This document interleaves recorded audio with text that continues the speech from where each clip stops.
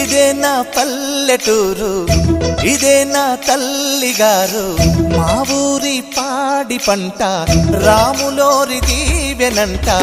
తల్లి గోదావరి నీళ్ళు కడిగె సీతమ్మ పాదాలు, ఊరంతా హాయ్ హాయ్ హాయ్, మనసంతా హాయ్ హాయ్ హాయ్. ఇదే నా పల్లెటూరు, ఇదే నా తల్లిగారు, మా ఊరి పాడి పంట రాములోరి దీవెనంట.